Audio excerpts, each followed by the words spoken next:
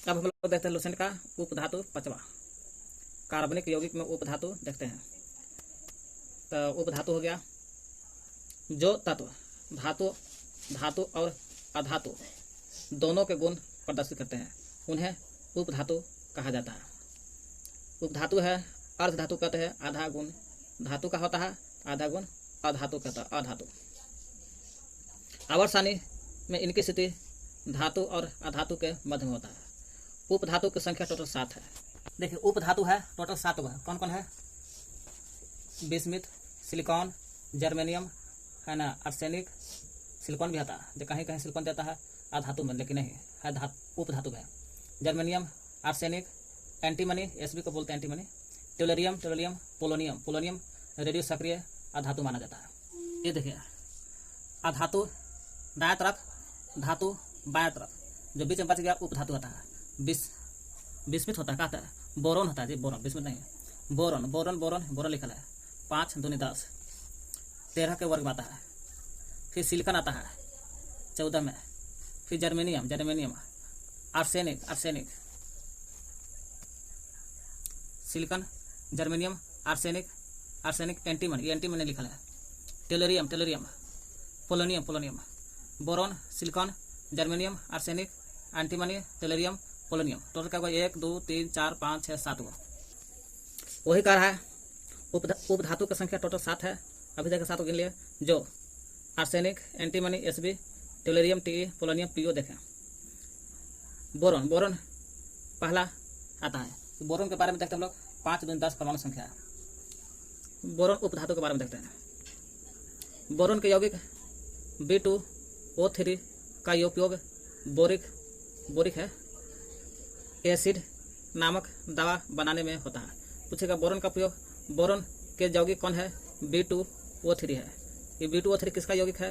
आपको ध्यान बोलना है। B2O3 जो है बोरोन का यौगिक किसका है? इसी का बोरोन का यौगिक B2O3 बोरोन का यौगिक है। इसका उपयोग बोरिक एसिड नामक दवाई बनाने में किया जाता है। पूछेगा B2O3 का प्रयोग किसमें होता है? तो बोरिक एसिड नामक दवाई बनाने में, कांच उद्योग में, प्रयोगशाला में, बोरेक्स बीड टेस्ट आदि में होता है। प्रयोगशाला में होता है बोरेक्स बीड टेस्ट आदि में होता है।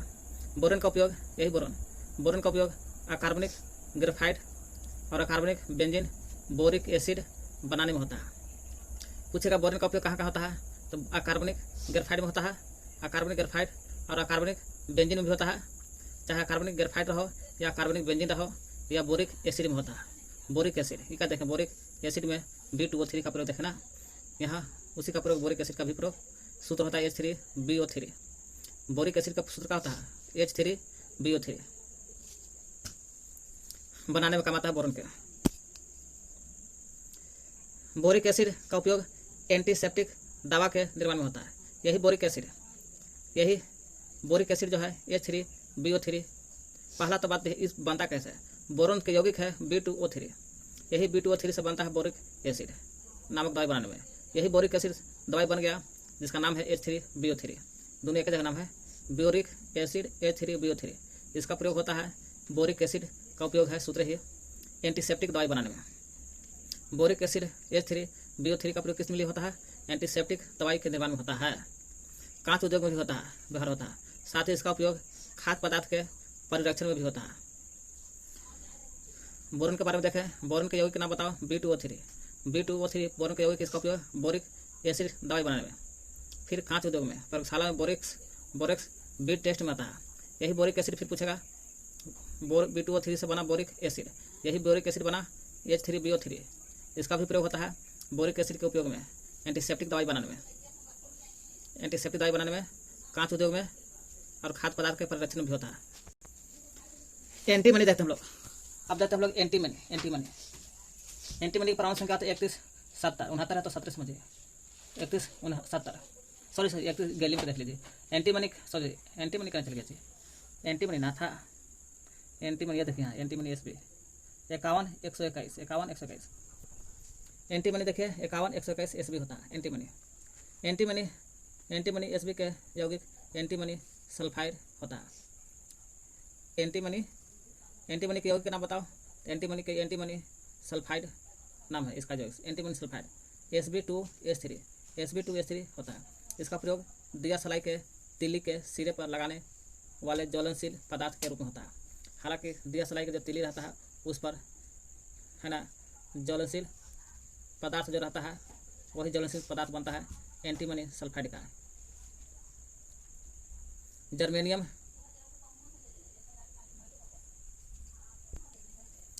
जर्मेनियम जर्मेनियम का जी होता है।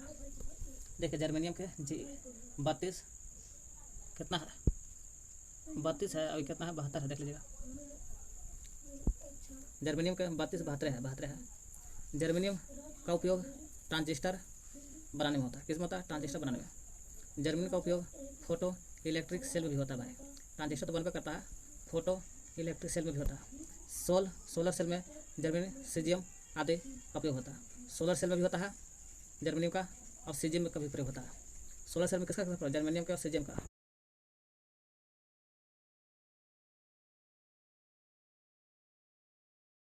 सोलर सेल में जर्मेनियम का और सीजियम का प्रयोग होता है।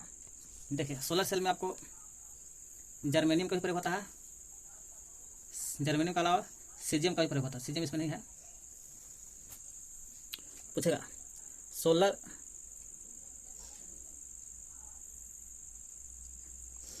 सोलर सेल में जर्मेनियम और सीजियम का प्रयोग होता है। जर्मेनियम सीजियम का प्रयोग सोलर सेल में होता है, और ट्रांजिस्टर में भी होता है, फोटो इलेक्ट्रिक सेल में भी होता है, और सोलर सेल में भी होता है। Solar cell. अब पोलोनियम देखते हैं। पोलोनियम के अब इसके बारे में देखते हैं। पोलोनियम है क्या? 84 209। तो पोलोनियम के 84 209। पोलोनियम का सर्वाधिक संख्या में समस्थानिक पाए जाते हैं। कितना है समस्थानिक? सबसे ज़्यादा समस्थानिक पोलोनियम के होता है, जो 27 है। पोलोनियम प्रथम मानव निर्मित तत्व भी है। प्रथम मानव निर्मित तत्व भी माना जाता है। पोलोनियम को प्रथम मानव निर्मित तत्व माना जाता है। प्रथम मानव निर्मित तत्व। तो क्या कहता है? पोलोनियम का सर्वाधिक संख्या में समस्थानिक पाए जाते हैं, जो 27 है। 27 पोलोनियम का समस्थानिक है, जो सबसे अधिक है सभी तत्वों में।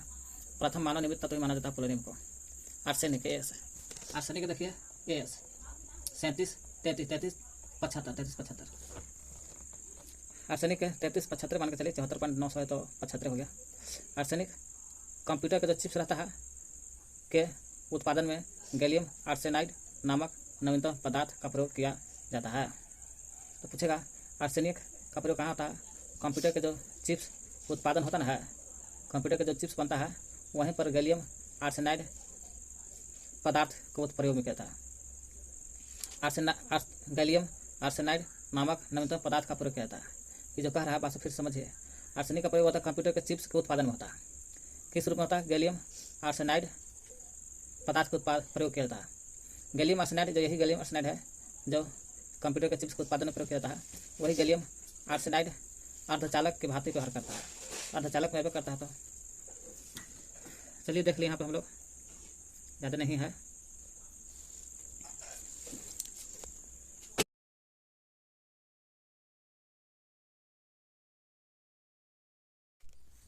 चलिए देखते हैं अकार्बनिक रसायन की प्रमुख घटना। तो हम लोग अकार्बनिक रसायन के प्रमुख घटना देखते हैं क्या क्या होता है। अपरूपता किसे कहते हैं? अपरूपता किसी तत्व है, कोई तत्व है उससे मतलब नहीं है। कोई तत्व के दो या दो से अधिक रूप उस तत्व के अपरूप कहलाते हैं। मानो कोई तत्व है, वो तत्व के दो गो रूप रहेगा या दो से अधिक रूप हो, अधिक रूप हो या दो रूप होता है उसे कहते हैं अपरूप, अलोट्रोपस कहलाते हैं। तथा किसी तत्व का एक से अधिक रूपों से में विद्यमान होना अपरूपता कहलाता है। 2 या 10 से अधिक रूप है तो अपरूप, 2 से अधिक रूप है तो अपरूप। और किसी तत्व का एक से अधिक रूप में विद्यमान रहेगा, विद्यमान होना है तो अपरूप, जो हो रहा है इस घटना को बोलते हैं अपरूपता कहते हैं। अपरूपता कहलाता है। प्रमुख तत्व एवं उनके अपरूप, जैसे कार्बन, या कार्बनिक रसायन के प्रमुख घटना देख रहे हैं ना। कार्बन के अपरूप हीरा। कार्बन है कि गो या 2 या 10 अधिक रूप है कार्बन का, जैसे हीरा भी कार्बन है, ग्रेफाइट के रूप में भी रहता है। कास्ट चारकोल पीछे पढ़ लिए हैं, बोन चारकोल देख लिए हैं जो चीनी भी तैयार होता है इससे, रक्त चारकोल देखे पीछे हम लोग ना। फास्फोरस है, इसका कई रूप, पीला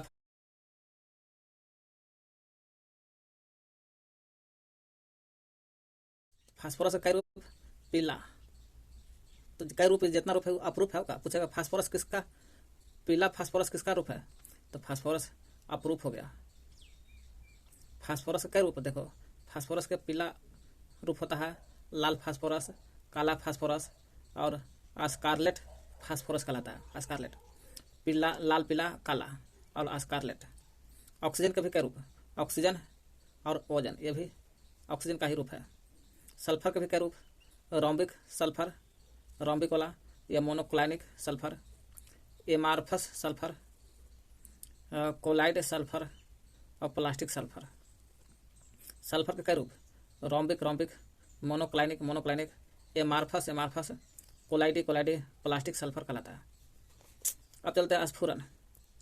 स्फुरन होता है कुछ पदार्थों को सूर्य के प्रकाश में रखने के बाद वह प्रकाश से हटाए जाने के बाद भी उसमें विकिरण उत्सर्जित होते रहता है। इस घटना को स्फुरन कहते हैं। कहने का मतलब यह हुआ, स्फुरन जो है कुछ पदार्थ को सूर्य के प्रकाश में रखिएगा ना, रखने के बाद अब प्रकाश से हटा दीजिए, फिर भी उसमें से कुछ न कुछ विकिरण प्रकाश निकलते रहता है। जो निकलता है उस घटना को कहते हैं स्फुरन। जैसे घड़ी उड़ी में देखे होंगे कभी काल, जैसे कैल्शियम सल्फाइड। कैल्शियम सल्फाइड स्फुरन का गुण है, क्योंकि कैल्शियम सल्फाइड को सूर्य के प्रकाश में रखेगा तो ठीक है, हटा दीजिएगा तो चमकते रहता है कैल्शियम सल्फाइड। तो कैल्शियम सल्फाइड क्या हो गया? स्फुरन का एग्जाम्पल हो गया। प्रतिदीप्त, प्रतिदीप्त फ्लोरेंस बोलते हैं। प्रतिदीप्त कुछ पदार्थों में दृश्य प्रकाश को अवशोषित करने से उनके इलेक्ट्रॉनिक उत्तेजित अवस्था में आ जाता है। कह रहा है कुछ पदार्थ को दृश्य प्रकाश को, कुछ पदार्थ में ऐसा है शक्ति कि दृश्य प्रकाश को अवशोषित तो कर लेता है और कर करके उनके इलेक्ट्रॉन को उत्तेजित अवस्था में बना देता है। उस पदार्थ को क्या होता है? इलेक्ट्रॉन उत्तेजित अवस्था में आ जाता है प्रकाश के द्वारा। कुछ समय बाद जब इलेक्ट्रॉन मूल अवस्था में आ जाते हैं तो विभिन्न तरंगदैर्घ्य विकिरण उत्सर्जित होते हैं। इस क्रिया को प्रतिदीप्त, प्रतिदीप्त कहते हैं। माने कहने का मतलब सीधा सीधा समझिए, कोई पदार्थ है, उस पदार्थ के इलेक्ट्रॉन अगर उत्तेजित अवस्था में आ जाता है, उत्तेजित अवस्था में आके क्या इलेक्ट्रॉन आ जाता है, तो फिर बाद में वही इलेक्ट्रॉन उत्तेजित अवस्था में आकर के कुछ कुछ तरंगदैर्घ्य निकालने लगता है। और जब तरंगदैर्घ्य निकालने लगता है तो इसे प्रतिदीप्त कहते हैं। और विकिरण निकलेगा तो स्फुरन कहते हैं। विकिरण में प्रकाश निकलेगा तो स्फुरन, और तरंगदैर्घ्य निकलेगा उसे कहते हैं प्रतिदीप्त। और तरंगदैर्घ्य निकलता है इलेक्ट्रॉन के उत्तेजित अवस्था में आने के बाद, तरंगदैर्घ्य निकलेगा तो प्रतिदीप्त। उत्फुलन, उत्फुलन क्या? उत्फुलन कुछ लवणों में क्रिस्टलन, क्रिस्टलन जल अधिक होता है। सही बात है, कुछ लवण में क्रिस्टलन, क्रिस्टल, क्रिस्टलन, क्रिस्टलन, क्रिस्टलन जल अधिक होता है। सही बात होता है। और जब उन्हें वायु में रख दिया जाता है तो क्रिस्टलन में जलवाष्प बनकर उड़ जाता है। तो भाई जहाँ क्रिस्टलन जल अधिक होगा तो उसे वायु में रखेगा तो जाहिर सी बात है क्रिस्टलन में से जो जल है वो जलवाष्प बनकर उड़ जाता है और वह क्रिस्टल चूर्ण में बदल जाता है। अब क्रिस्टल चूर्ण में बदलता है, इस क्रिया को उत्फुलन कहते हैं। जलवाष्प उड़ गया है ना, जैसे है ना, इसमें जलवाष्प है, उड़ गया तो छोटे छोटे टुकड़ा उड़ जाता है, छोटे छोटे टुकड़ा बच गया, यही जो चूर्ण बच जाता है इसी को कहते हैं उत्फुलन कहते हैं। उत्फुलन जैसे Na2SO4 10H2, Na2SO4 10H2, Na2CO3 10H2, Na2CO3 10H2, CuSO4 5H2 कशिश कहते इसको। FeSO4 7H2O, ZnSO4 7H2O, MgSO4 7H2O, CSO4 2H2O, सब में 2H2O है, जल सब में है, क्योंकि जल उड़ेगा, जो बचेगा उत्फुलन कहलाएगा। ऊर्ध्वपातन का मतलब समझिए। ऊर्ध्वपातन, ऊर्ध्वपातन वह क्रिया है जिसमें ठोस पदार्थ गर्म कीजिएगा तो बिना द्रव में चेंज नहीं होगा, सीधे गैस में कन्वर्ट हो जाता है।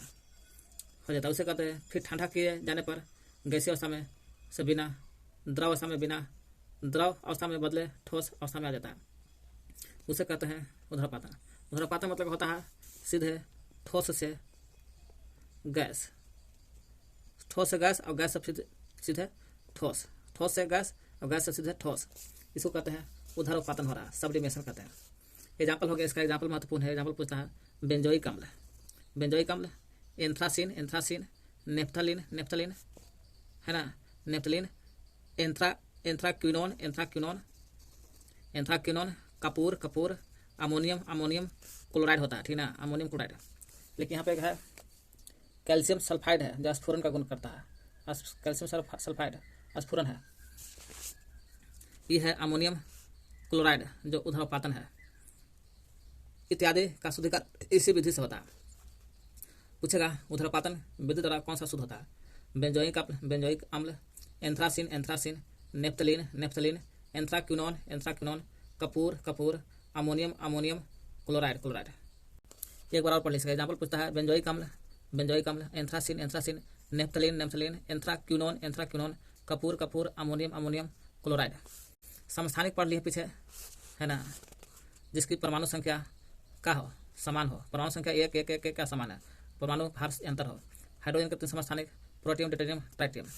संभारिक में पढ़ ली जिसकी परमाणु भार समान हो, जैसे आर्गन के 20, आर्गन 40, 19 40, पोटेशियम के 19 40, दोनों का परमाणु भार समान, इसलिए संभारिक है। आइसोबार कहता है, आइसोबार। समस्थानिक को बोलता है आइसोटॉप्स। कैल्शियम भी होता है 18 40। धातुओं की सक्रियता श्रेणी, एक्टिविटी सीरीज ऑफ मेटल्स।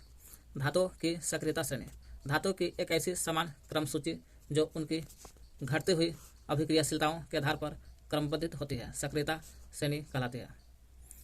धातुओं की एक ऐसी समान क्रम सूची जो उनकी घटते क्रम में क्या होना चाहिए? अभिक्रियाशील होना चाहिए। घटते क्रम में क्या होना चाहिए? घटते क्रम में अभिक्रियाशील के आधार पर क्रमबद्धित होती है, उसे सक्रियता श्रेणी कहलाती है, एक्टिविटी श्रेणी कहलाता है। जैसे घटते नीचे दिखाएंगे। सक्रियता श्रेणी में हाइड्रोजन से ऊपर स्थित धातु तनु अम्लों से हाइड्रोजन विस्थापित करता है। कह रहा सक्रियता श्रेणी, यही सक्रियता श्रेणी है। हाइड्रोजन के ऊपर का मतलब कि ये हाइड्रोजन है। हाइड्रोजन के ऊपर जो भी रहेगा, हाइड्रोजन के ऊपर, वही कह रहा है सक्रियता श्रेणी में हाइड्रोजन से ऊपर स्थित धातु है तनु अम्लों से हाइड्रोजन विस्थापित होता है। ऊपर जितना रहेगा सब तनु अम्लों से, कौन सा अम्ल? तनु अम्ल से हाइड्रोजन विस्थापित होता है।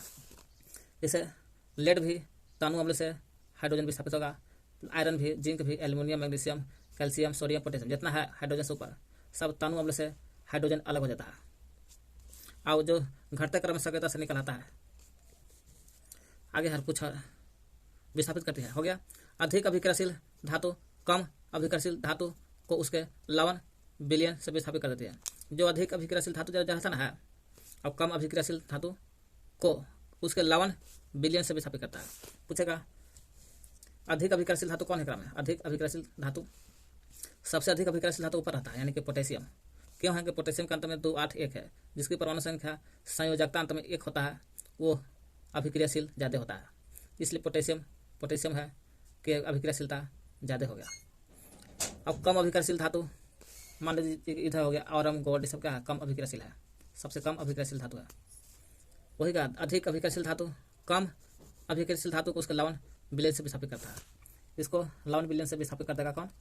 ये वाला पोटेशियम। याद कर लेना है इसको। घटते हुए अभिक्रियाशीलता सबसे ज़्यादा पोटेशियम का, तब सोडियम का, तब कैल्शियम का, तब मैग्नीशियम का, एल्युमिनियम, जिंक, आयरन, लेड का। याद ले काना का मांगे, आलू, जिंक, लोहा, लीड, सीसा, लोहा, सीसा। काना का ना का मांगे, क्या मांगे?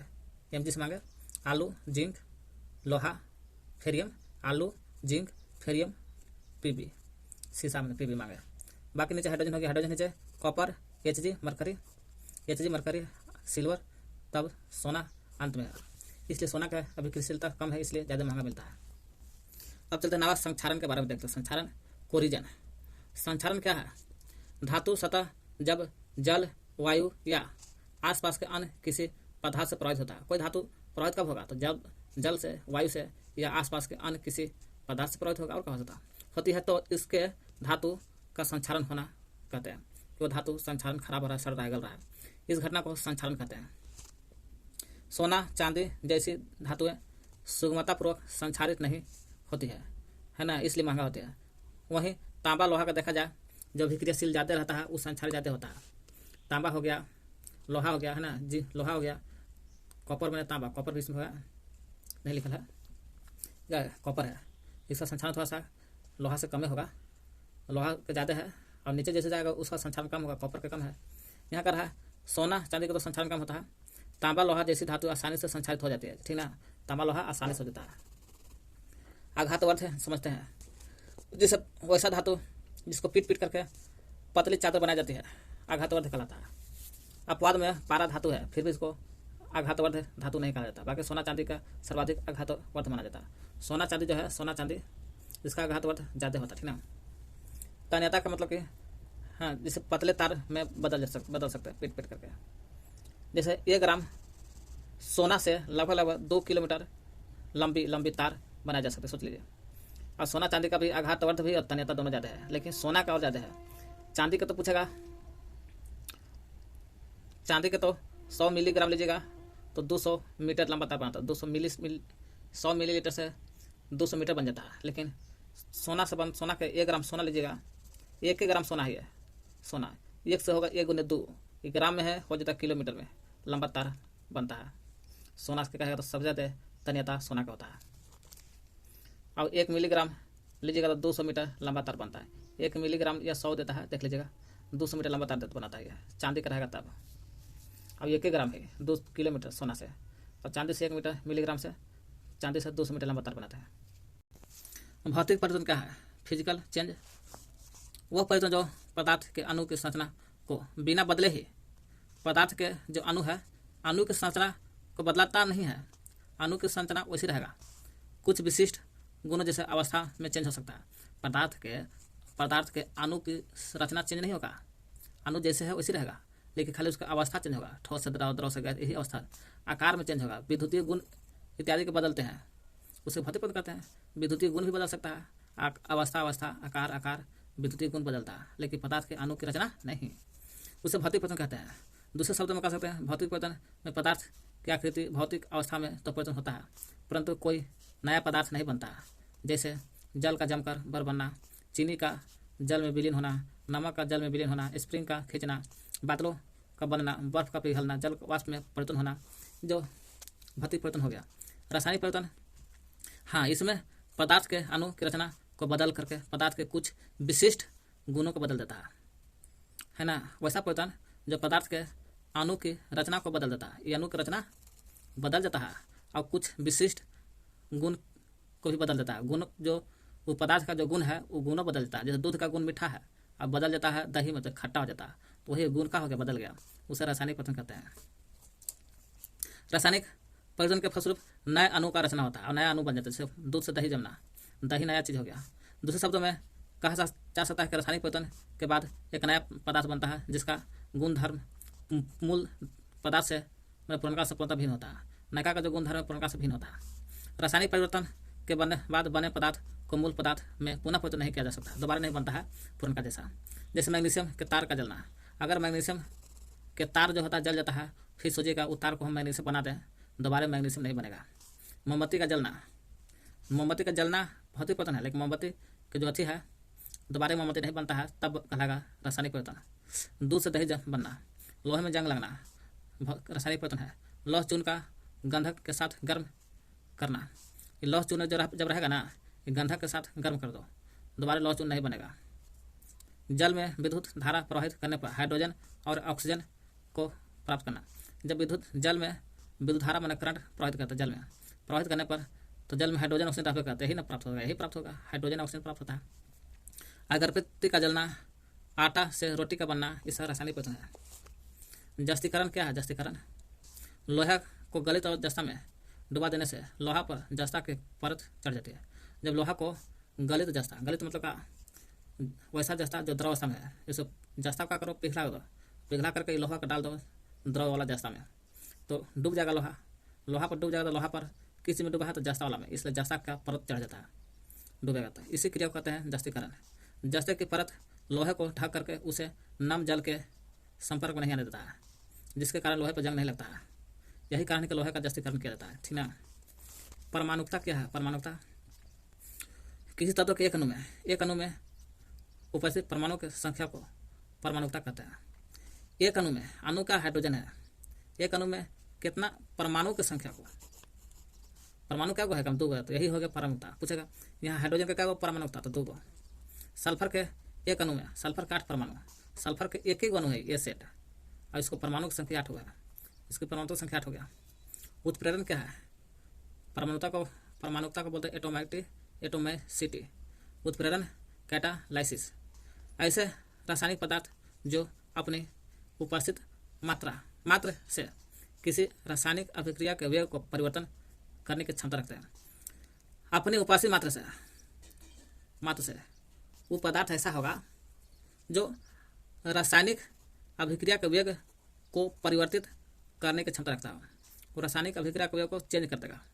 चेंज करने का मतलब कि घटा भी सकता है परिवर्तन या बढ़ा भी सकता है। और ऐसा जो क्षमता है जिस पदार्थ में, या स्वयं अभिक्रिया के अंत में रासायनिक रूप से अप्रभावित भी रहता है और दिखाई भी नहीं देता है। स्वयं अभिक्रिया के अंत में रासायनिक रूप से अप्रभावित नहीं रहता है और दिखाई नहीं देगा। चेंज करवा देगा रासायनिक बनते हुए, लेकिन दिखाई नहीं देता है, उसे उत्प्रेरण कहते हैं। जैसे गाँव में लड़ाई होता है, करवा देता है, बंदो करवा देता है, लेकिन दिखाई नहीं देता है, उसे उत्प्रेरण कहते हैं, उत्प्रेरक कहलाते हैं। तथा यह क्रिया उत्प्रेरण कहलाता है। जो आदमी है वैसा कर रहा है उत्प्रेरक, और जो घटना घट रहा है उत्प्रेरण कहलाते हैं।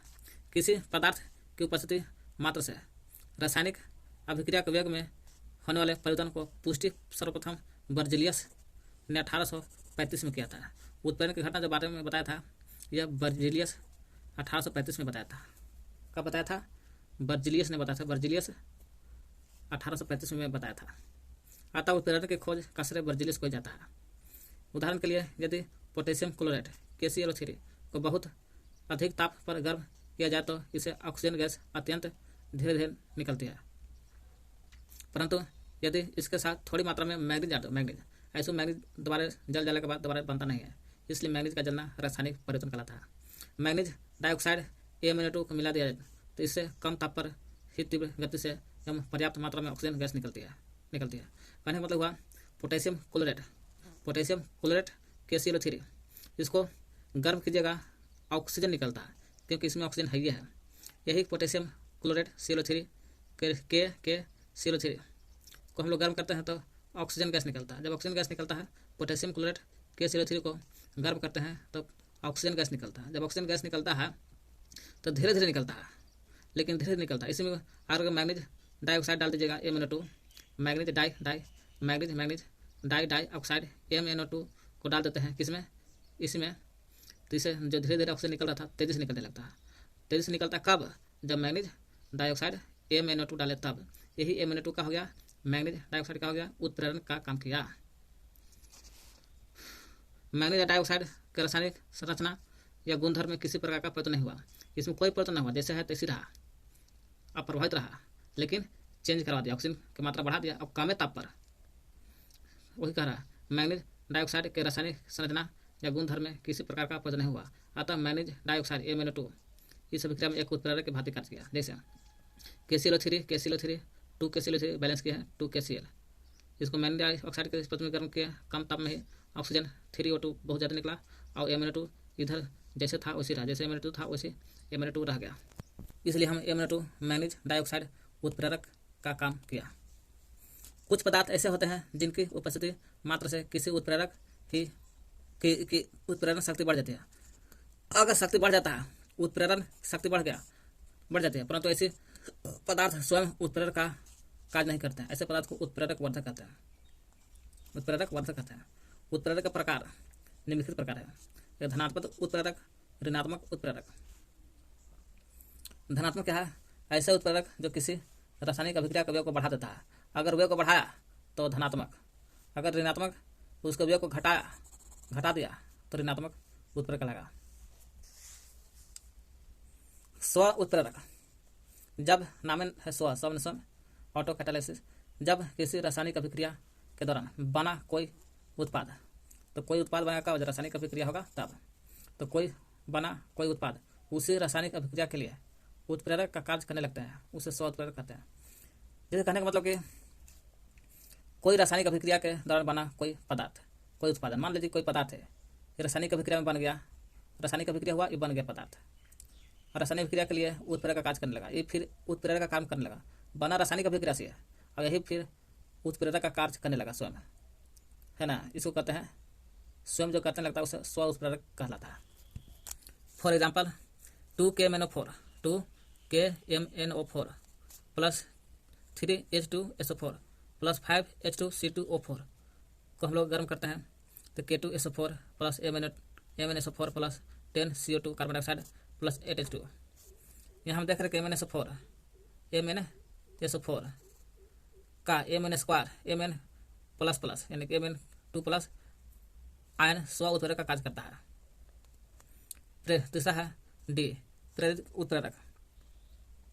प्रेरित मैंने करवाने वाला है। जब एक रासायनिक अभिक्रिया का उत्पादक दूसरी रासायनिक अभिक्रिया के लिए उत्प्रेरक कार्य करने लगता है। एक रासायनिक अभिक्रिया का उत्पादक दूसरी रासायनिक अभिक्रिया के लिए, वो जो उत्पादक होता है दूसरी के लिए उत्प्रेरक का कार्य करने लगे तो ऐसे को प्रेरित उत्प्रेरक कहलाता है। उत्प्रेरण के प्रकार हम लोग इधर उत्प्रेरक के प्रकार देखें, धनात्मक ऋणात्मक स्व उत्प्रेरक। तीसरा देखें, चौथा है प्रेरित उत्प्रेरक। अब उत्प्रेरण के प्रकार देखते हैं।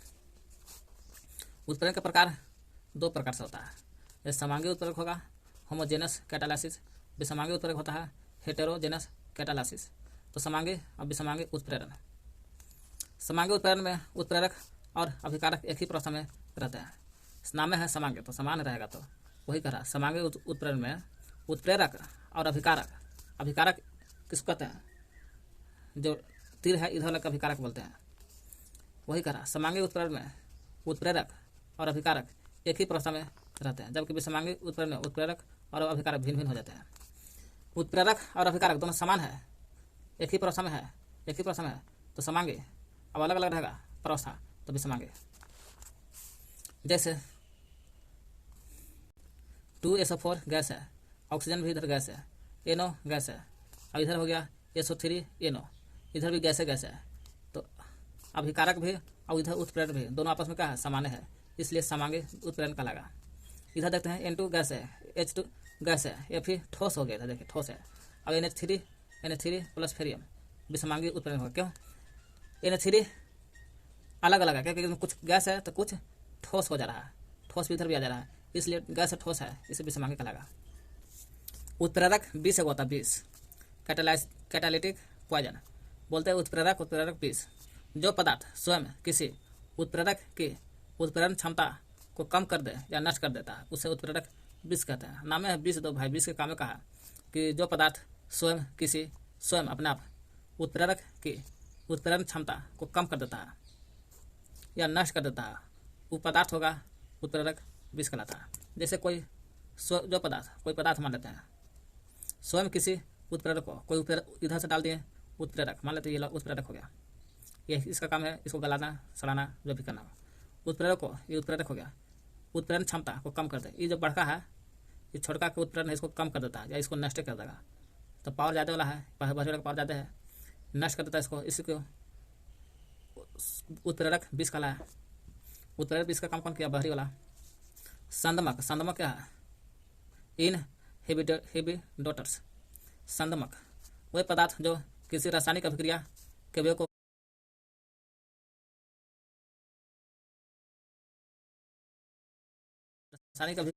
कम कर देता है उसे संदमक कहते हैं। और उत्प्रेरण की क्षमता को कम कर देता है तो धनात्मक ऋणात्मक उत्प्रेरक कहते हैं। रासायनिक अभिक्रिया के अवयव को घटाता है वो ऋणात्मक उत्प्रेरक। यहाँ का रहा संदमक।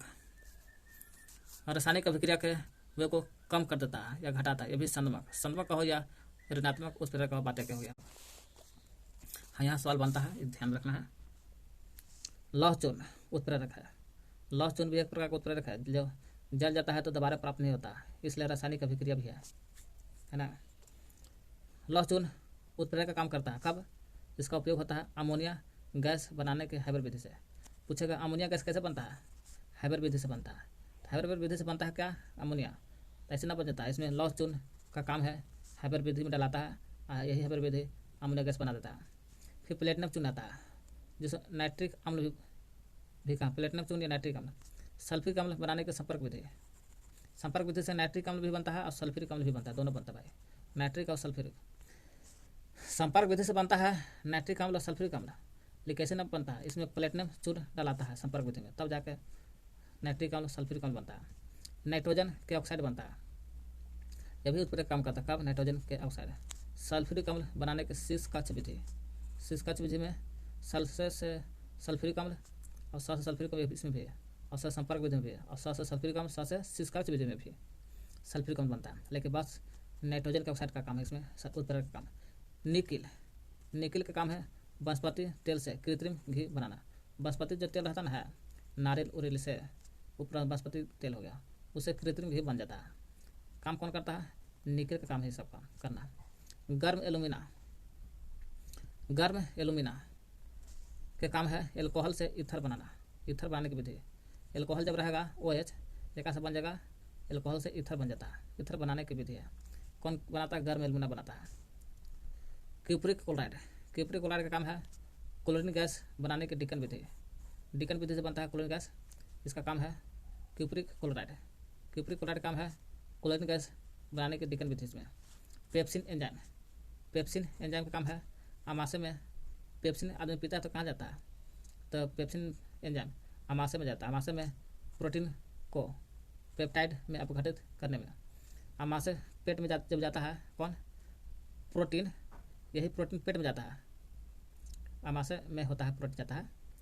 प्रोटीन प्रोटीन प्रोटीन जब पेट में जाता है तो पेप्टाइड में बदलता है। तो यही प से प्रोटीन, प से पेप्टाइड में, तो ये प्रोटीन को पेप्टाइड में बदलता है कौन है? यही पेप्सिन एंजाइम बदलता है जो पेट में रहता है। आमाशय में प्रोटीन को पेप्टाइड में बदलता है। ये बराबर BPC। इरेप्सिन, ये पेप्सिन है, इरेप्सिन है। प से पेप्सिन, प से पेप्टिन, प से पेप्टाइड, लेकिन यहाँ इरेप्सिन है। आंतों में जाता है, आंत में प्रोटीन को अमीनो अम्ल में बदलता है ना। इरेप्सिन आई में ई आता है, तो ये भी प्रोटीन है लेकिन इसको बदलता है अमीनो में, आई में के अमीनो अम्ल, आई में के इरेप्सिन एंजाइम का काम है प्रोटीन को अमीनो अम्ल में अपघटित करना, है ना। प से पेप्सिन, प से प्रोटीन और प से पेप्टाइड, सब प से नाम है। इरेप्सिन आई में का आता है, तो आई में का अमीनो अम्ल में बदलेगा, बस इतना याद करिए। तो प्रोटीन का बदलेगा। ट्रिप्सिन, ट्रिप्सिन अब क्या आ गया? ट्रिप्सिन एंजाइम अग्नाशय, ये अग्नाशय में काम करता है। इससे पेप्सिन का काम था आमाशय में, इरेप्सिन का काम है आंत में, तो ट्रिप्सिन का काम है अग्नाशय में। यह भी प्रोटीन को अमीनो अम्ल में बदलेगा। फर्क ये है, दोनों में यही अंतर है कि इरेप्सिन का काम है आंत में अमीनो अम्ल, ट्रिप्सिन का काम है अग्नाशय में, अग्नाशय में यही प्रोटीन अमीनो अम्ल में। ट्रिप्सिन और इरेप्सिन दोनों का काम एक है। टाइलिन एंजाइम मानव लार में पाया जाता है। टाइलिन, टाइलिन कहाँ पाया जाता है? मानव लार में। और ट्रिप्सिन भी अग्नाशय में और इरेप्सिन भी आंत में। तो लेकिन टाइलिन मानव के लार में पाया जाता है, इसलिए टाइलिन का काम है स्टार्च को ग्लूकोज में बदलना। स्टार्च को कब में बदलता है? ग्लूकोज में। स्टार्च को मैंने मीठापन रहता है, स्टार्च रहेगा तो मीठापन लगता है, ग्लूकोज में बदलता है, तब ना ग्लूकोज में बदलता है तो मीठा लगता है। ये टाइलिन का काम है। ट से टाइलिन एंजाइम मानव के लार में रहता है। ट से टार्च, ट से टाइलिन, ट से टार्च ग्लूकोज में बदलता है। अब च है तो चाचा में का जा है। चलिए, टाइलिन का काम है मानव लार में एंजाइम स्टार्च को ग्लूकोज में चेंज करना। जैमेज एंजाइम, जैमेज का काम है ग्लूकोज से एथिल एल्कोहल बनाना। ज से जैमेज, ग्लूकोज रहेगा लेकिन ग्लूकोज जब स्टार्च से ग्लूकोज बनता है तो ग्लूकोज से फिर बनता है ना, ग्लूकोज से एथिल एल्कोहल बनना। एथिल एल्कोहल जैमेज से है ना। जा कहाँ जैमेज, जा एथिल एल्कोहल बनाने तब न पीजिएगा। ग्लूकोज से बनता है एथिल एल्कोहल, जा करके जैमेज। अब क्या आता है? जा से जैमेज, ग्लूकोज से ethyl alcohol, diastase starch से माल्टोस में। अगर यही कहेगा मानव लार में टाइलिन पाया जाता है। टाइलिन का काम है स्टार्च से ग्लूकोज, लेकिन यही स्टार्च से माल्टोस कहेगा, माल्टोस। तो ड में आता है डाई स्टेज, इसलिए ट में आता है स्टार्च से माल्टोस। ड इसमें भी आता है माल्टोस, इसलिए याद करना माल्टोस में। डाई स्टेज ट में ड, डाई स्टेज स्टार्च को क्या बदलता है? माल्टोस में। माल्टोस में भी आता है ट में ड।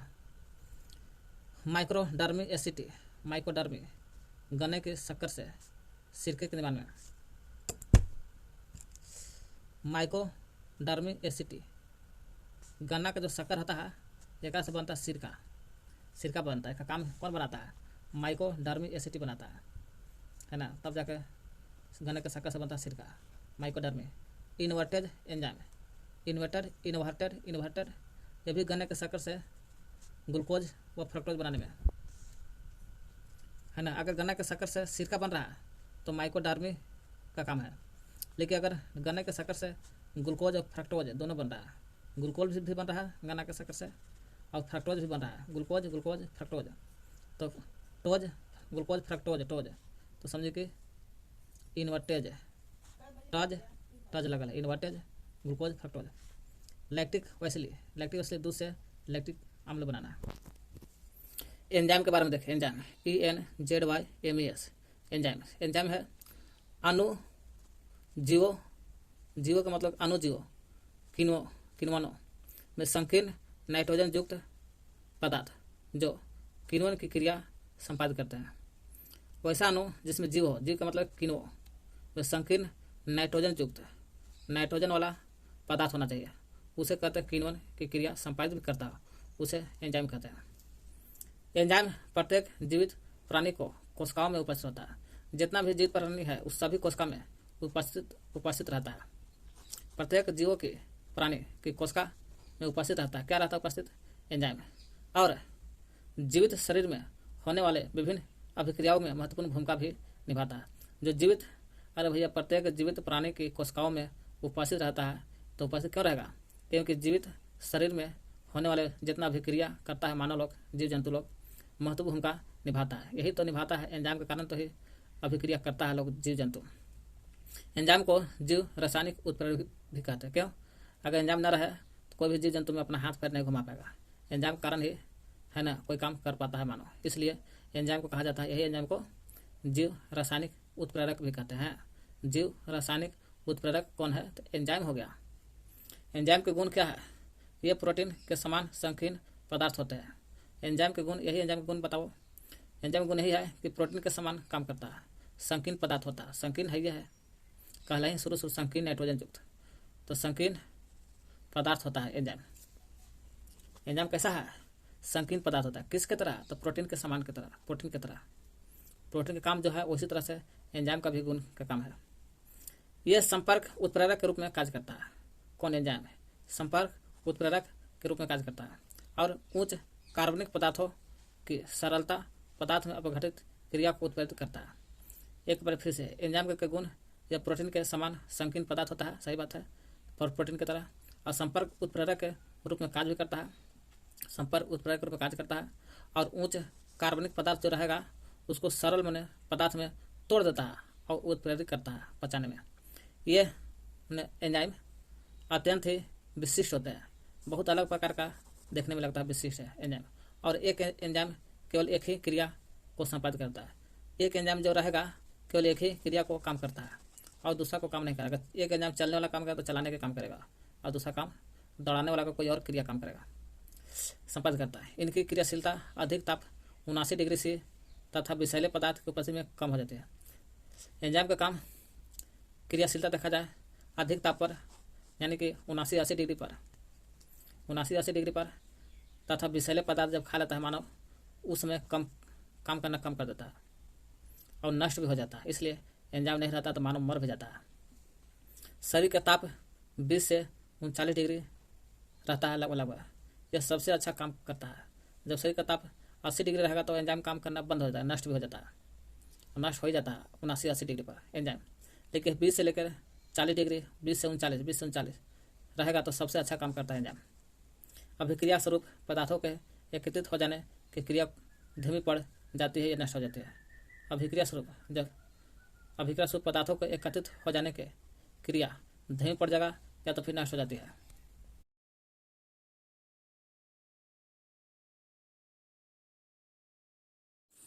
चलिए मानव निर्मित पदार्थ। मानव निर्मित पदार्थ में आते हैं पहला सीमेंट। सीमेंट मानव निर्मित पदार्थ है, मानव ने बनाया है। चलिए सीमेंट के बारे में देखते हैं। सीमेंट में क्या रहता है? यही सीमेंट में कैल्शियम एल्यूमिनेट होता है, एल्यूमिनेट और कैल्शियम सिलिकेट। कैल्शियम है, केवल याद कर लेना, कैल्शियम एल्यूमिनेट और कैल्शियम सिलिकेट। का मिश्रण होता है। पूछेगा सीमेंट किसका किसका चीज़ का मिश्रण होता है ना। एल्यूमिनेट का कैल्शियम, सीमेंट है तो किसका किसका मिश्रण है, कैल्शियम कैल्शियम, एल्यूमिनेट एल्यूमिनेट और सिलिकेट, कैल्शियम एल्यूमिनेट और सिलिकेट, 100 से सीमेंट 100 से सिलिकेट का मिश्रण होता है। यह एक धूसर रंग का होता है, रंग का बारीकी चूर्ण है, ठीक ना, जिसमें जल के साथ अभिक्रिया करके जमने तथा दृढ़ होने का गुण होता है। जल के साथ संपर्क आता है तो जम जाता है और मजबूती के साथ गुण होता है। सीमेंट का प्रयोग सबसे पहले पूछेगा तब, सीमेंट का प्रयोग सबसे पहले पूछेगा तो इंग्लैंड के निवासी ने किया था। सीमेंट का प्रयोग सबसे पहले इंग्लैंड के निवासी जोसेफ अस्पर्टिन है। जोसेफ अस्पर्टिन नामक अंग्रेज वैज्ञानिक ने 1824 में किया था। पूछेगा सीमेंट का प्रयोग सबसे पहले कौन किया था, तो इंग्लैंड के निवासी तो किया था कौन, तो जोसेफ अस्पर्टिन ने किया था। अस्पर्टिन कब किया था, अंग्रेज का वैज्ञानिक 1824 में किया था। वही जोसेफ अस्पर्टिन है, उन्होंने इसका नाम पोर्टलैंड सीमेंट रखा, क्योंकि पोर्टलैंड एक जगह है इंग्लैंड में, यहीं खोजा गया था, इस चलते उस जगह का नाम पर पोर्टलैंड सीमेंट रखा। क्योंकि उनके द्वारा निर्मित यह सीमेंट पोर्टलैंड में पाए जाने वाले चूना प्रस्तर से काफ़ी हद तक समानता प्रदर्शित करता था। पोर्टलैंड एक जगह है, वहाँ चूना मिलता है, यही चूना प्रस्तर से काफ़ी हद तक मिलता जुलता था, इसलिए इसका नाम पोर्टलैंड सीमेंट रख दिया। सीमेंट में चूना, silica, alumina, magnesium, iron, sulphur के ऑक्साइड मिले रहते हैं। ऐसे सीमेंट आपको कैल्शियम एल्यूमिनेट और कैल्शियम एल्यूमिनेट और सिलिकेट का मिश्रण है। लेकिन सीमेंट में मिश्रण है वो रासायनिक विधि से, लेकिन सीमेंट में और क्या क्या रहता है, चूना भी रहता है। यही चूना पोर्टलैंड में मिलता जुलता था सीमेंट का, इसलिए उसका नाम पोर्टलैंड सीमेंट रख दिया। सीमेंट में चूना रहता है, सिलिका रहता है, ये देखिए सिलिका है, कैल्शियम सिलिकेट के रूप में रहता है। सिलिका जो रहता है कैल्शियम सिलिकेट के रूप में रहता है। एल्यूमिना रहता है, कैल्शियम एल्यूमिनेट के रूप में रहता है। एल्यूमिना जब रहता है तो एल्यूमिनेट के रूप में रहता है ना। मैग्नीशियम भी रहता है, आयरन भी रहता है, लोहा है ना, सल्फर के ऑक्साइड भी रहता है। पूछेगा सीमेंट में क्या क्या रहता मिला, चूना, सिलिका और calcium silicate, alumina, calcium aluminate के रूप में, मैग्नीशियम, आयरन, सल्फर के ऑक्साइड मिले रहते हैं। सीमेंट जब जल के संपर्क में आता है तो उसमें उपस्थित कैल्शियम सिलिकेट और एल्यूमिनेट जल से क्रिया करके कोलाइड विलय बनाता है। जब यही सीमेंट जल के साथ अभिक्रिया करता है तो कैल्शियम एल्यूमिनेट या सिलिकेट, कैल्शियम एल्यूमिनेट और है सिलिकेट, वही कह रहा, जल के साथ अभिक्रिया करता है तो एक कोलाइड विलय बनाता है, गाढ़ा टाइप पर। वही चीज़ यहाँ लिखल है।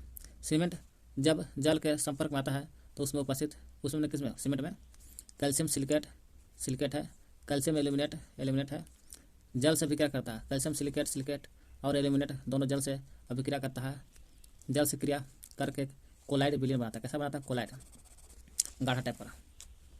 यही कोलाइड विलयन जो जम जाता है, जम कर कड़ा हो जाता है ना। यही कैल्शियम सिलिकेट और एल्यूमिनेट जल से क्रिया करता है तो कोलाइड बनता है, यही कोलाइड अंत में जम कर कड़ा हो जाता है। सिलिकेट और एल्यूमिनेट का होता है, सिलिकेट और एल्यूमिनेट कड़ा कर देता है, कड़ा हो जाता है।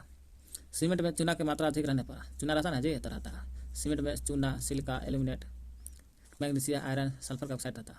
चूना अधिक रहेगा तो दरार फट जाता है, वही चीज़ लिखल है।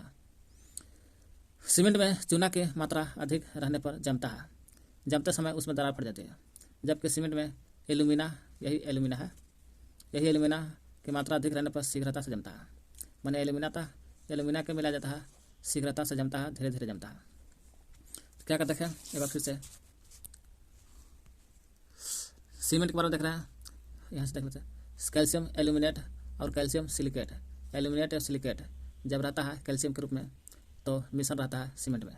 जब इसी सीमेंट रहता है, सीमेंट मिलन एल्यूमिनेट और सिलिकेट, तो जल के साथ संपर्क करता है, तो संपर्क जब करता है तो गाढ़ा बन जाता है, वही गाढ़ा काड़ा हो जाता है और क्या, एल्यूमिनेट और सिलिकेट के कारण काड़ा होता है। सीमेंट का रंग धूसर रंग जैसा होता है, जमने के कारण दृढ़ होने का गुण होता है। सीमेंट का प्रयोग सबसे पहले इंग्लैंड के निवासी जोसेफ अस्पर्टिन ने किया था खोज, जो 1824 में किया था। पोर्टलैंड सीमेंट में खोजा था, एक जगह है वहीं पर खोजने के कारण पोर्टलैंड में इसका नाम पोर्टलैंड सीमेंट रखा। चूना प्रोसेस से काफ़ी हद तक मिलता जुलता था, इसलिए रखा पोर्टलैंड सीमेंट। सीमेंट में चूना रहता है, चूना जब ज़्यादा रहता है दरार फट जाता है।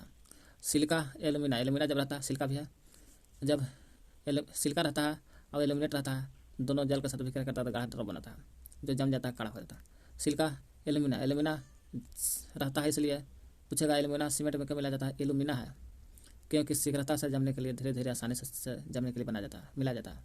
मैग्नीशियम भी रहता है, मैग्नीशियम, आयरन, सल्फर का ऑक्साइड रहता है। चूना, silica, alumina, magnesium, iron, sulphur का ऑक्साइड रहता है सीमेंट में। चलिए हो गया सब, वही चीज़ लिखा होगा नीचे। गारा या मोटार, गारा या मोटार, जब सीमेंट के साथ बालू रहता है, जल मिला जाता है। सीमेंट के साथ मिलाइएगा तो बालू तो मिला भी कीजिएगा, अब बिना जल का काम होगा नहीं। सीमेंट है ना, बालू और जल तीनों जब मिश्रण होता है, सीमेंट, बालू, जल, इसी को गारा या मोटार कहते हैं, मोटार। यह भवन निर्माण के लिए महत्वपूर्ण सामग्री है। कंक्रीट, सीमेंट के साथ बालू जल मिलाते हैं तो गारा मोटार कहलाता है। एक यही सीमेंट के साथ बालू जल और छोटा छोटा कंकड़ पत्थर मिलाते हैं, जब कंकड़ पत्थर मिलाते हैं तो इस मिश्रण को कंक्रीट कहते हैं। अब कंकड़ न मिलाएंगे तो गारा मोटार, यही गारा मोटार में कंकड़ मिला देंगे तो कंक्रीट हो जाएगा। यह इसका भी निर्माण भवन निर्माण के महत्वपूर्ण होता है। यह प्रबलित सीमेंट कंक्रीट होता है। खाली कंक्रीट कहेगा तो गारा के साथ छोटे छोटे कंकड़ पत्थर मिला दीजिए, ये है प्रबलित सीमेंट कंक्रीट, है ना। Reinforced cement concrete, CONCRET concrete, प्रबलित सीमेंट कंक्रीट। जब कंक्रीट को शक्ति प्रदान करने के लिए इस्पात या लोहा के छड़े, कंक्रीट जब बनाते हैं उसको शक्ति बनाना है, बहुत शक्तिशाली है, जैसे पुल बनाना है तो उसमें इस्पात या लोहे के छड़ डालते हैं। जब इस्पात या लोहे के छड़, सलाखे या तार के जालों का व्यवहार करते हैं तब उसे प्रबलित सीमेंट कंक्रीट कहते हैं। इसका प्रयोग मकान की छत, खंभा, पुल आदि बांध बनाने में किया जाता है, क्योंकि इसमें लोहे के इस्पात और लोहे के छड़ आता है। सीमेंट के उत्पादन के लिए चूना, प्रस्तर, चिकनी मिट्टी का उपयोग करता है। हालांकि सीमेंट यहाँ लिख रहा है, सीमेंट में रहता है चूना, silica, alumina, magnesium, iron, sulphur का सारे मिले रहते हैं। लेकिन यहाँ लिख रहा है सीमेंट के उत्पादन के लिए चूना, प्रस्तर का प्रयोग करते हैं। चिकनी मिट्टी का उपयोग कच्चे माल के रूप में किया जाता है।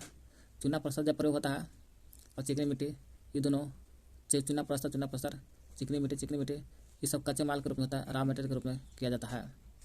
चूना प्रस्तर जो कच्चा माल के रूप में होता है, वही चूना प्रस्तर कैल्शियम ऑक्साइड प्रदान करता है। इसलिए यहाँ लिख रहा है ना,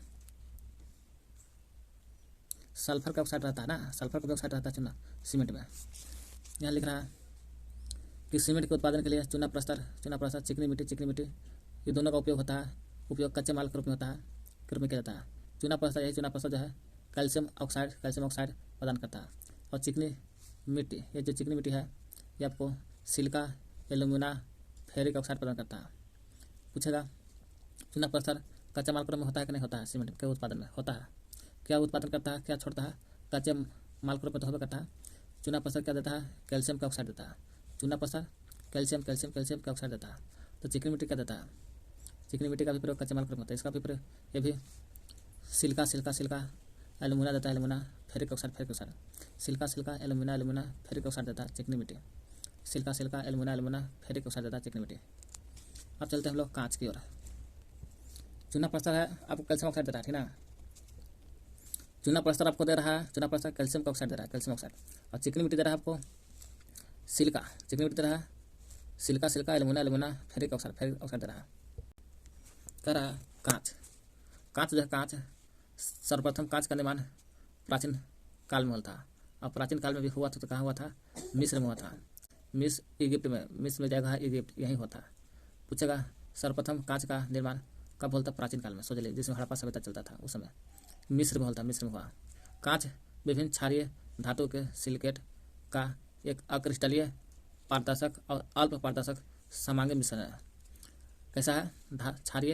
कांच जो है, कांच क्षारीय धातु के सिलिकेट का एक अक्रिस्टलीय पारदर्शक है।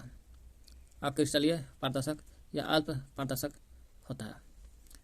अक्रिस्टलीय होता है, अक्रिस्टलीय में भी पारदर्शक भी होता है और कम पारदर्शक भी, और समांगी मिश्रण कहलाता है। कांच क्या मिश्रण है और अक्रिस्टलीय रूप में। साधारण कांच बनाने के लिए सिलिका चाहिए। सिलिका सीमेंट का भी प्रयोग होता है। सीमेंट में सिलिका का प्रयोग होता है जो मजबूती देता है। विरंजक पदार्थ रहता है, विरंजक पदार्थ भी रहता है। क्षारीय धातु के ऑक्साइड रहता है और कैल्शियम ऑक्साइड रहता है, आदि पदार्थों की आवश्यकता पड़ती है। पूछेगा कांच बनाने के लिए क्या क्या चाहिए? जैसे हम लोग सीमेंट बनाने के लिए चूना, सिलिका का प्रयोग कांच में भी होता है। एल्यूमिना, मैग्नीशियम, आयरन, सल्फर का ऑक्साइड रहता है। वही कह रहा और सीमेंट के उत्पादन में चूना प्लास्टर और कांच चिकनी मिट्टी का प्रयोग करता है ना। उसी प्रकार वही प्रकार का रहा कांच। कांच बनाने के लिए क्या क्या चाहिए, तो सिलिका चाहिए जो सीमेंट में प्रयोग होता है। विरंजक पदार्थ चाहिए, विरंजक पदार्थ क्षारीय धातु के ऑक्साइड होना चाहिए। अब क्षारीय धातु के ऑक्साइड होना चाहिए। क्षारीय धातु का ऑक्साइड और कैल्शियम के ऑक्साइड होना चाहिए। कैल्शियम के ऑक्साइड आदि पदार्थ का आवश्यकता पड़ती है, तब जाके 1 2 3 4 को चीज रहेगा, तब जाकर कांच बनेगा। इन सभी पदार्थों में मैंने सिलिका, विरंजक पदार्थ, क्षारीय धातु के ऑक्साइड, कैल्शियम ऑक्साइड, वही इन सभी पदार्थों में आपस में पीस करके चूर्ण में परिवर्तन कर देता है। सभी को चूर्ण में पीस की आवश्यकता पड़ती है। पीस कर भट्टी में डाल देते हैं और पिघला दिया जाता है। जब चूर्ण पिघल करके द्रव अवस्था में परिवर्तित हो जाता है उसे द्रव कांच कहता है। जब पिघल करके द्रव में आ जाता है उसे द्रव कांच, लिक्विड ग्लास कहते हैं। इस द्रव कांच को बर्तन बनाने के लिए विभिन्न सांचों में डालकर धीरे धीरे ठंडा कर दिया जाता है। अतः अक्रिस्टलीय ठोस के रूप में कांच एक अतिशीतित द्रव है। पूछेगा कांच जो है अक्रिस्टलीय तो होता करता है और ठोस भी है। कैसा है, एक शीतित अतिशीतित द्रव है। चलिए देखते हैं तो क्या कहते हैं। कांच का निर्माण सबसे पहले प्राचीन काल में मिस्र में हुआ था। ये क्षारीय धातु के सिलिकेट का एक अक्रिस्टलीय होता है। क्षारीय धातु का होता है सिलिकेट का एक अक्रिस्टलीय पारदर्शक या पारदर्शी समांग मिश्रण होता है। कांच बनाने के लिए सिलिका चाहिए। सिलिका, विरंजक पदार्थ, क्षारीय धातु का ऑक्साइड और कैल्शियम का ऑक्साइड होना चाहिए। अक्रिस्टलीय रूप में रहता है। जब क्रिस्टलीय यही अक्रिस्टलीय ठोस के रूप में रहता है तो कांच एक अतिशीतित द्रव है। अतिशीतित द्रव। कांच का अनिलीकरण क्या होता है, कांच का अनिलीकरण एनीलिंग ऑफ ग्लास। कांच का अनिलीकरण कांच के बर्तन बनाने वाले विभिन्न सांचों में डालकर धीरे धीरे शीतलन करने की प्रक्रिया को कांच का अनिलीकरण या कांच का तापानुशीतलन कहते हैं। कहने का मतलब हुआ कांच के बर्तन बनाने वाले विभिन्न सांचों में डाल करके धीरे धीरे गर्म रहता है, उस धीरे धीरे शीतलन करते हैं। शीतलन ठंडा, जो धीरे धीरे ठंडा करने की प्रक्रिया को कांच का अनिलीकरण या कांच का तापानुशीतलन कहते हैं। कांच के प्रकार जल कांच, फोटोक्रोमेटिक कांच, कांच। फिर आता है आपको तीसरा पायरेक्स कांच, लेड क्रिस्टल कांच, सोडा कांच, जेना कांच, फ्लिंट कांच, क्राउन कांच, क्रूक्स कांच, क्वार्टज कांच आता है। ठीक है, इतना कांच है टोटल। क्वार्टज कांच टोटल कुछ कांच है। जल कांच, वाटर ग्लास। सोडियम कार्बोनेट और सिलिका को गर्म करने पर सोडियम सिलिकेट प्राप्त होता है। जो जल में विलय होता है इसे जल कांच कहते हैं। जल कांच जो है सोडियम कार्बोनेट और सिलिकेट और सिलिका को गर्म करते हैं तो सोडियम सिलिकेट प्राप्त होता है। यही सोडियम सिलिकेट प्राप्त होता है, यही जल कांच है जो जल में घुल जाता है। फोटोक्रोमेटिक कांच, यह एक विशेष प्रकार का कांच होता है जो तीव्र प्रकाश में काला हो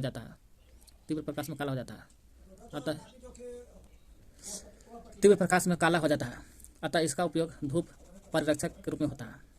फोटोक्रोमेटिक कांच का प्रकार होता है धूप में काला हो जाता है। काला होने के कारण धूप परिरक्षक के रूप में होता है। सिल्वर क्लोराइड के उपस्थिति कारण ही इसका प्रकार के कांच धूप में स्वतः काला हो जाता है का गुणधर्म। पूछा फोटोक्रोमेटिक कांच क्या है। यह कांच तीव्र प्रकाश में ज़्यादा प्रकाश मिलेगा तो काला हो जाता है और काला होने के कारण धूप परिरक्षक के रूप में प्रयोग होता है। सिल्वर क्यों काला होता है, सिल्वर क्लोराइड के कारण होता है। सिल्वर क्लोराइड के कारण रहता है, काला रंग होता है फोटोक्रोमेटिक कांच में।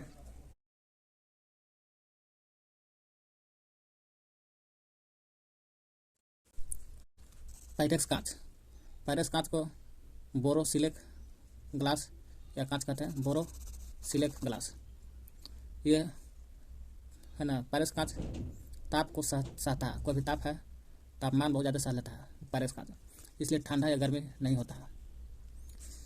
पायरेक्स कांच को बोरोसिलिकेट कांच भी कहते हैं। पायरेक्स कांच के रासायनिक चिर अस्थायित्व तापीय प्रघात प्रतिरोधक क्षमता अधिक है। ताप प्रघात प्रतिरोधक क्षमता ज़्यादा है, ताप ज़्यादा सहता है। इसमें तापमान कम लगता है, इसलिए ताप प्रघात प्रतिरोधक क्षमता अधिक होता है। लेड क्रिस्टलीय कांच निर्मित वस्तुओं को सतहों को अलंकारिक ढंग से काटने पर ना अलंकारिक ढंग से काटिएगा ना तब बनता है लेड क्रिस्टलीय कांच। अलंकारिक ढंग से काटने पर इन सतहों से प्रकाश का परावर्तन प्रचुर मात्रा में होता है। परावर्तन जो होता है प्रकाश का परावर्तन प्रचुर मात्रा में होता है।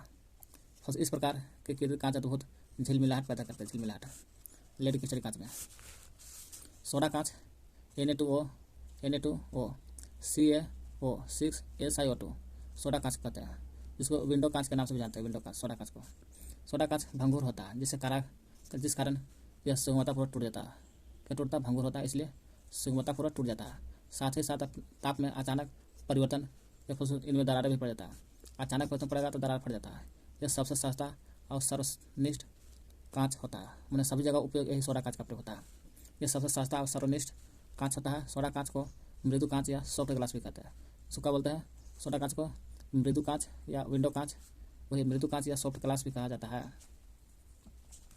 सोडा कांच है ना भंगुर होता है इसलिए जल्दी से टूट जाता है। अचानक परिवर्तन होगा उसमें भी दरारें आ जाती है। सस्ता होता है और सभी जगह प्रयोग होता है। मृदु कांच सॉफ्ट ग्लास भी कहते हैं सोडा कांच को। अब चलते जेना कांच। यह सर्वोत्तम श्रेणी का कांच होता है। जेना कैसा है? जेना है सर्वोत्तम श्रेणी का कांच माना जाता है। जेना को रासायनिक पात्रों को बनाने और वैज्ञानिक प्रयोग के लिए उपयोग किया जाता है। क्यों? क्योंकि सर्वोत्तम श्रेणी का कांच है इसलिए रासायनिक पात्र वैज्ञानिक प्रयोग करते हैं। यह जिंक बेरियम बोरोसिलिकेट का मिश्रण है। जेना कांच किसका है? जैसा जिंक और बोरोसिलिकेट। हालांकि पायरस कांच को ही बोरोसिलिकेट कहते हैं। यही पायरस कांच और जिंक पायरस बेरियम बोरोसिलिकेट दोनों का मिश्रण होता है जेना कांच में। इस पर क्षार अम्ल का रखा जाता है इसलिए वैज्ञानिक लोग प्रयोग करते हैं। क्षार अम्ल रखने में किस कांच का प्रयोग? जेना कांच का प्रयोग करते हैं। फ्लिंट कांच आते हैं। फ्लिंट कांच यह मुख्य रूप से sodium potassium plus lead silicate का मिश्रण होता है। सोडियम पोटेशियम सोडियम और पोटेशियम लेड सिलिकेट का मिश्रण है फ्लिंट कांच। इसका उपयोग फ्लिंट कांच का उपयोग उत्तम कलात्मक वस्तुओं कांच के महंगे उपकरण के निर्माण में होता है। इससे बिजली का बल्ब जो बनता है फ्लिंट कांच का होता है।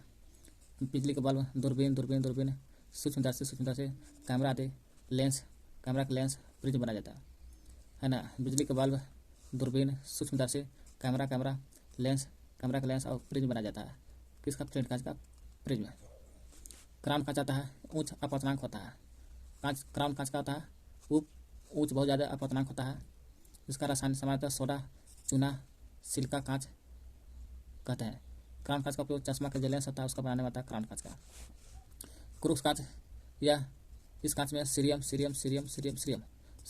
ऑक्साइड CeO2 सीरियम ऑक्साइड मिला रहता है।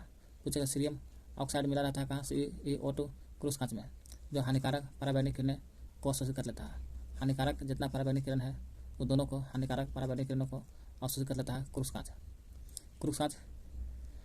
सीरियम ऑक्साइड CeO2 का मिला रहता है। हानिकारक पराबैंगनी किरण आते हैं उसको अवशोषित कर लेता है। इस कारण इसे चश्मे के लेंस बनाया जाता है। इसका भी क्रूक्स कांच का भी चश्मा का लेंस बनता है ताकि पराबैंगनी किरण को अवशोषित कर सके। अब चलते 10वां लास्ट क्वार्टज कांच है ना। इसे सिलिका कांच भी कहते हैं। क्वार्टज कांच को सिलिका कांच भी कहते हैं। इसे सिलिका को पिघलाकर प्राप्त किया जाता है। किसे पिघलाकर? जब सिलिका रहता है उसको पिघलाएगा तो सिलिका कांच बन जाता है। सिलिका कांच को कहा जाता है क्वार्टर कांच। क्वार्टर कांच कैसे बनता है? सिलिका कांच से भी कहते हैं जो सिलिका से पिघलाकर प्राप्त किया जाता है। इसमें से पराबैंगनी किरणें निकल जाती है। क्रूक्स कांच में देख रहे हैं हानिकारक पराबैंगनी किरणें को अवशोषित कर लेता है, लेकिन क्वार्टर कांच से पराबैंगनी किरणें निकल जाता है।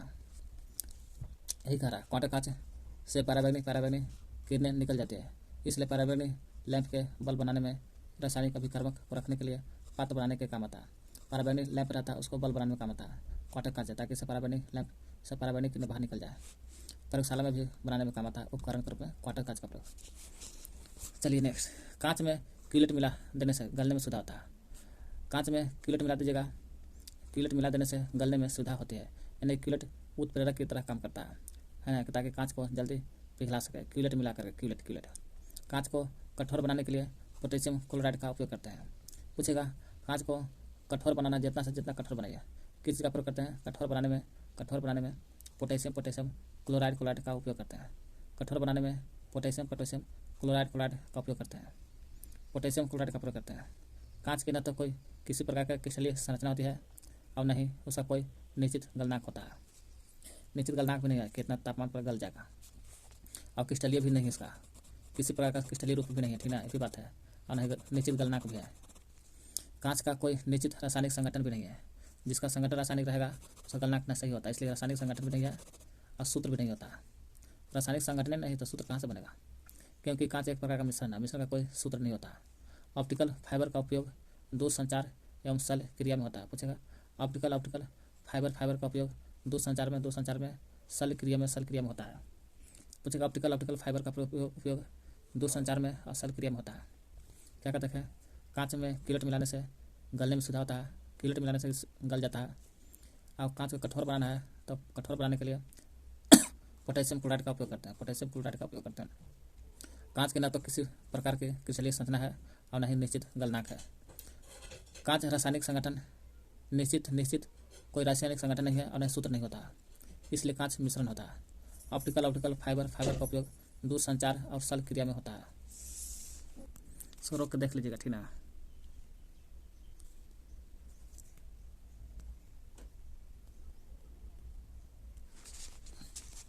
कांच में रंग देने वाले पदार्थ का बताइए।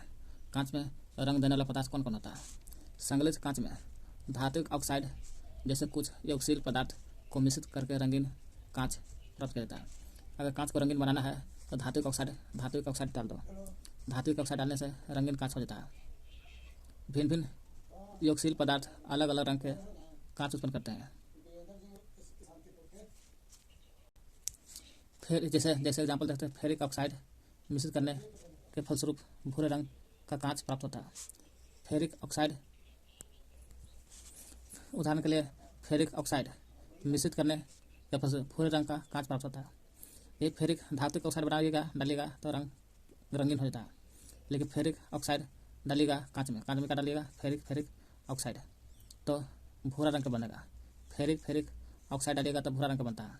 इसी प्रकार क्रोमिक ऑक्साइड डालिएगा तो फेरिक में लोहा का रंग भूरा होता है, भूरा बनेगा।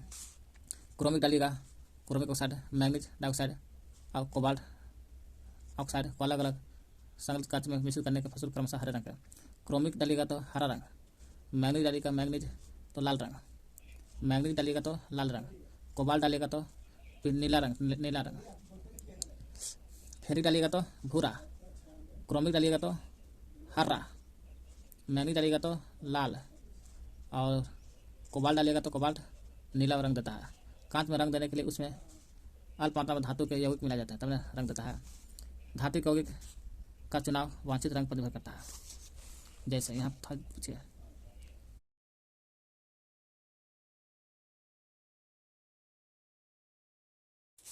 रंग देने वाला पदार्थ कांच का रंग। कोबाल्ट ऑक्साइड रहेगा तो गहरा नीला देता है, गहरा नीला। कोबाल्ट ऑक्साइड रहेगा तो गहरा नीला। और सोडियम क्रोमेट या फेरस ऑक्साइड रहेगा तो हरा। क्रोमेट या फेरस रहेगा तो हरा, लेकिन फेरस ऑक्साइड यहाँ फेरिक ऑक्साइड रहेगा तो भूरा रंग भी देता है ना। अब क्रोमिक तो जाने रहा है कि हरा देता है। सोडियम क्रोमेट या फेरस ऑक्साइड हरा देता है, हरा भूरा भी देता है। सेलेनियम ऑक्साइड नारंगी लाल रंग देता है। सेलेनियम ऑक्साइड नारंगी लाल। फेरिक लवण या सोडियम यूरेनेट, फेरिक लवण सोडियम यूरेनेट प्रतिदीप्तशील पीला देता है, प्रतिदीप्तशील पीला। गोल्ड क्लोराइड या पर्पिल ऑफ कासियस रूबी जैसा लाल देता है। गोल्ड क्लोराइड या पर्पिल ऑफ कासियस रूबी जैसा लाल देता है। क्यूप्रस ऑक्साइड कैडमियम सल्फाइड चटक लाल देता है, चटक लाल। क्यूप्रिक लवण पिकॉक नीला देता है। पोटेशियम डाइक्रोमेट हरा और हरा पीला देता है। पोटेशियम डाइक्रोमेट हरा और हरा पीला। मैग्नीज डाइऑक्साइड मैग्नीज से हल्का गुलाबी। मैग्नीज डाइऑक्साइड जो होता है, मैग्नीज से हल्का गुलाबी देता है।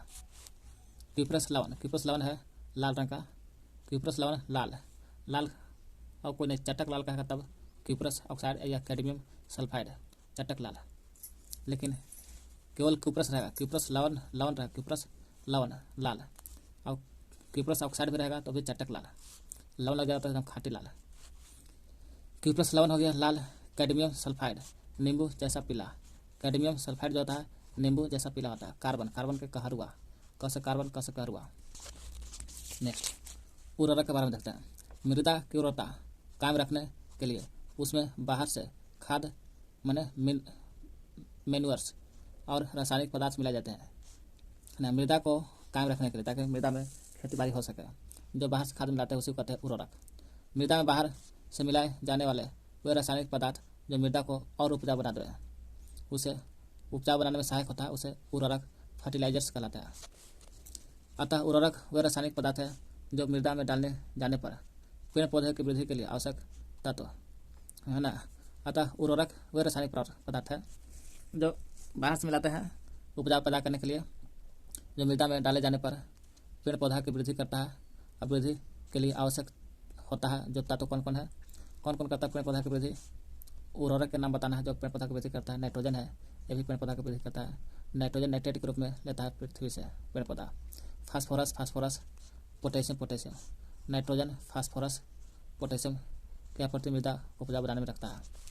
उर्वरक की विशेषता क्या है? एक अच्छे उर्वरक की विशेषता निम्नलिखित होना चाहिए।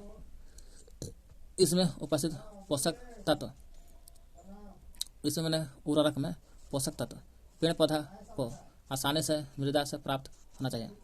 कोई पोषक तत्व है ना, उर्वरक से क्या मिलता है? पोषक तत्व। पोषक तत्व, पोषक तत्व पेड़ पौधे को आसानी से मृदा प्राप्त होना चाहिए, तब वो उर्वरक कहलाएगा। अच्छा, यह जल में काफ़ी विलय होना चाहिए, जल में घुलना भी चाहिए, ठीक ना चाहिए, जिससे कि यह मृदा में जल्दी घुल जाए ना। तो पता चले घुल भी नहीं कर रहा तो बेकार है। घुल भी नहीं करेगा तो पेड़ पौधा कैसे लगा?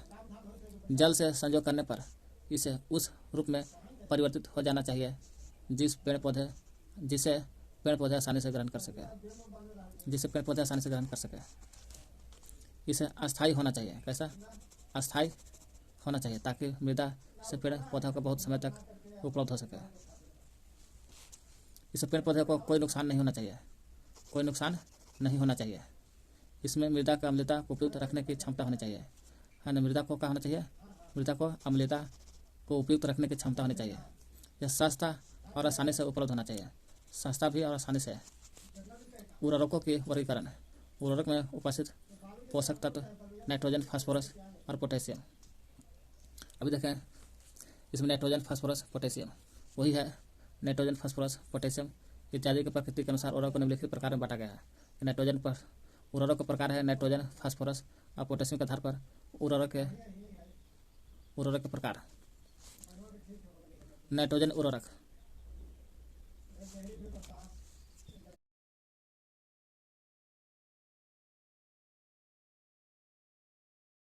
उर्वरक नाम में पता चलता है नाइट्रोजन होगा जरूर इसमें।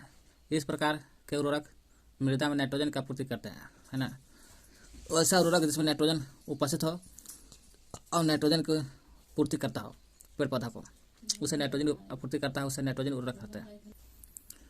जैसे example ammonia sulphate, ammonia sulphate nitrogen उर्वरक का एग्जाम्पल है। Calcium ammonium nitrate, calcium ammonium nitrate. भास्मिक कैल्शियम नाइट्रेट, भास्मिक भास्मिक calcium calcium nitrate. Calcium cyanamide, जिसको कहते हैं कैल्शियम साइनामाइड को CN2 को बोलते हैं। नाइट्रोलियम, नाइट्रोलियम के नाम से जानते हैं कैल्शियम साइनामाइड के, जो पीछे पड़ चुके हैं। यूरिया, यूरिया भी आता है। फॉस्फेटिक उर्वरक, फॉस्फेटिक उर्वरक में आता है इस प्रकार के उर्वरक मृदा में फास्फोरस की कमी को पूरा करता है। जब मिट्टी में फास्फोरस की कमी होगा तो फॉस्फेटिक उर्वरक डाल देने से फास्फोरस की कमी को पूरा करता है। जैसे super phosphate of lime, super phosphate of lime, triple super phosphate, triple super phosphate, phosphatic धातुमल। अब चलते हैं पोटास उर्वरक। पोटास उर्वरक इस जब पोटास की कमी को पूरा करेगा, potassium chloride, potassium nitrate, potassium sulphate, potassium है ना, एक कैसी याद कर लीजिए। Potassium chloride, potassium nitrate, potassium sulphate, potassium chloride, nitrate, sulphate, ये सब पोटेशियम को पूरा करता है। अब चलते हैं हम लोग NP उर्वरक। नामे में आंसर है N से नाइट्रोजन, P से क्या हो जाए फास्फोरस।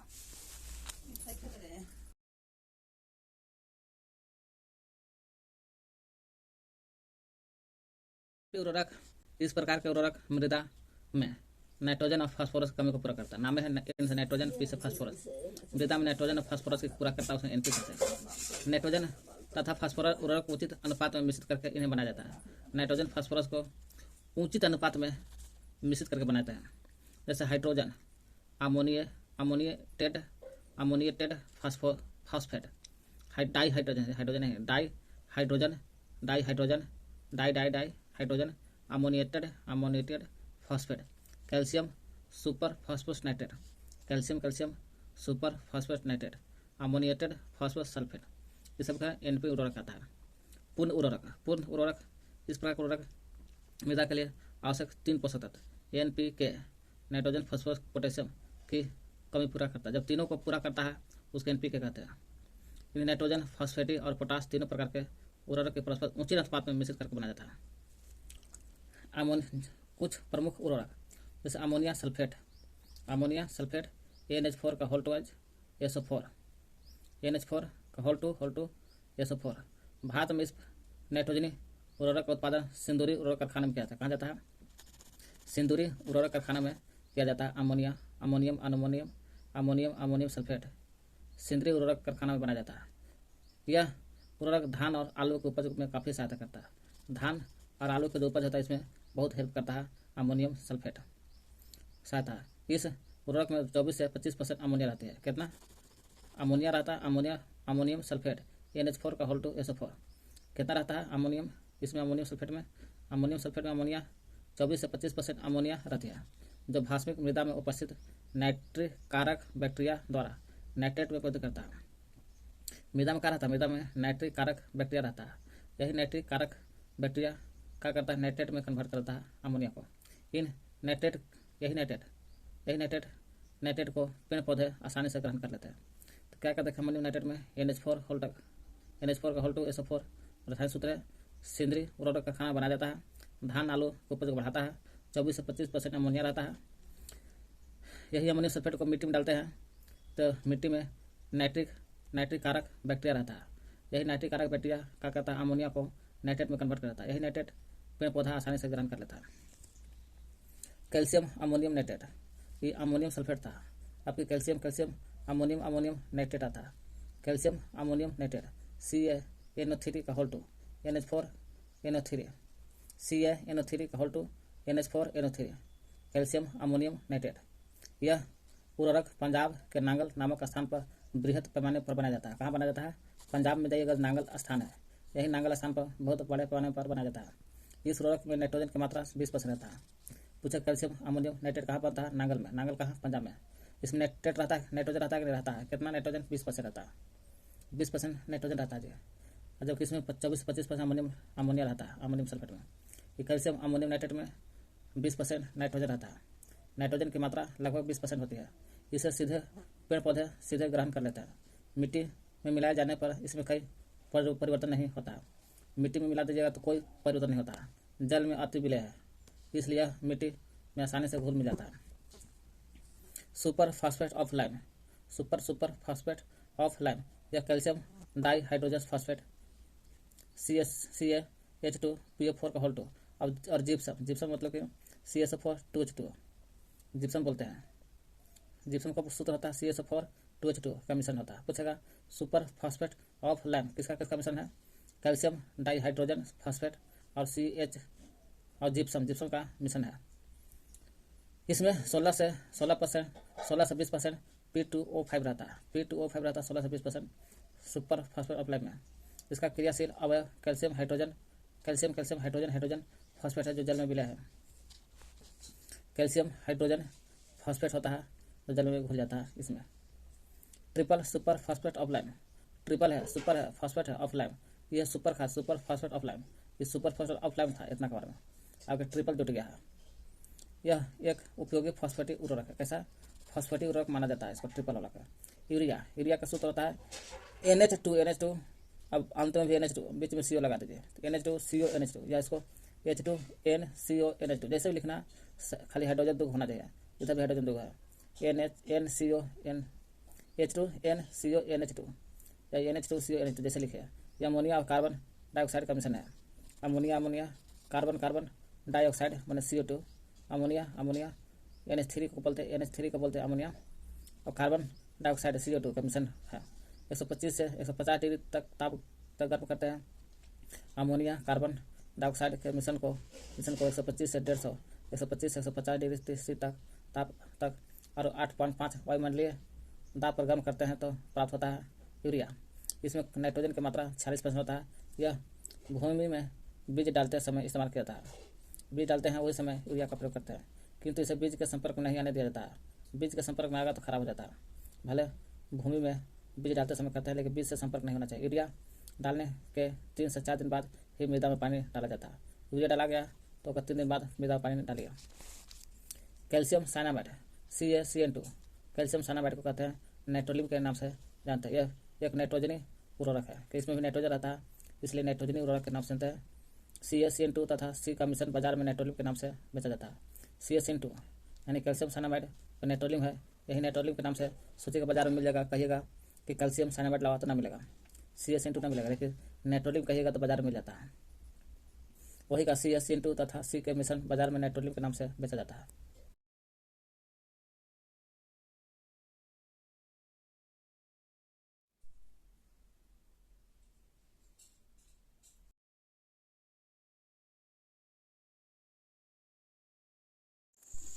अब हम लोग